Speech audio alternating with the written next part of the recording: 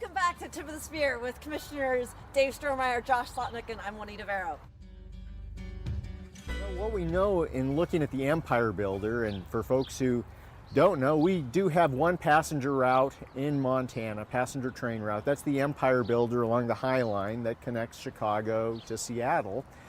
And that route, just in the state of Montana alone, brings in about $100 million per year in economic benefits.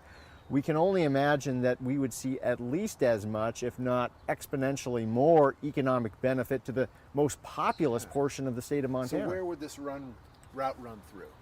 Yeah, so it would, like I say, it would be exiting and entering on each side of the state of Montana. So to the east, and it would go all the way to Chicago. You could catch this train and go to Bismarck, Fargo, Twin Cities, Chicago.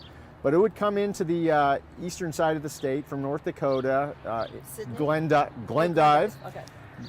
head on over through places such as Miles City, Forsyth, Billings, Bozeman, most likely Helena, since that's where the operational route of the current freight line goes, on to Missoula, And up to Sandpoint? then up through Sanders County, exiting over by Thompson Falls, up to Sandpoint, Spokane, and then points west.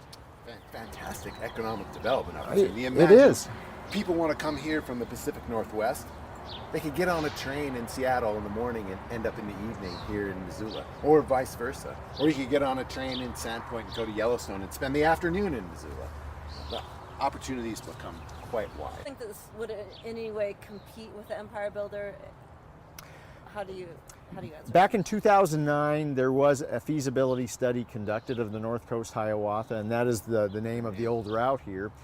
And what that determined was that no, the Empire Builder would still remain a viable route.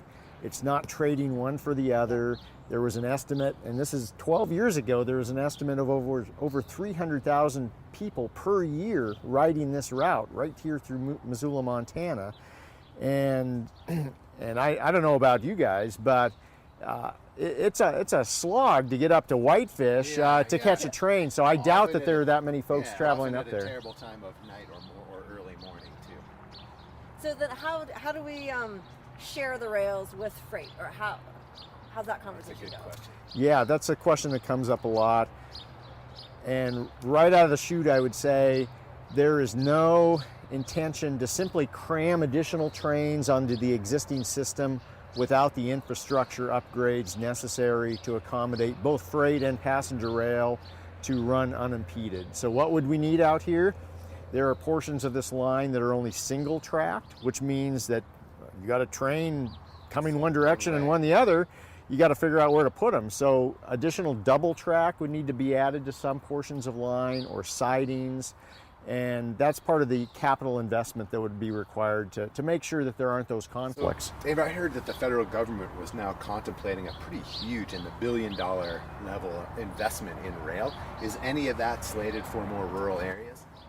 That's one of our goals, because for too long, certainly those of us with the Rail Authority and many other rail advocates across the West have come to the viewpoint of that for too long the center of gravity for passenger rail investment's been up in the heavily populated Northeast corridor. Commuter rail. And about 25% of the nation's population lives in rural areas, rural states. So we are arguing for 25% carve out of any passenger rail funds going towards rural long distance, particularly here in the American West. You look at the northwestern quadrant of the United States, it's like a big gaping hole of underservice from the standpoint of passenger rail. So not only is passenger rail important for economic development, environmental sustainability, but transportation equity.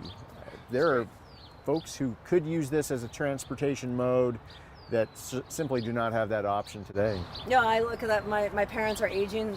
They're late 70s and early 80s, and their ability to go to doctor's appointments in Spokane, visit relatives across the state, and they love to drive, but they're getting to the point now where if they had the opportunity to take a train, it'd be safer for everyone and more enjoyable. Well, if folks want to learn more about what's going on in the world of passenger rail here in Montana, go to bigskyrail.org and you can learn more about our effort there. It's an exciting time. I think this would be a transformational investment for the state of Montana, the region, and the nation. So I don't know what else to say other than all aboard. All aboard. Thanks a lot.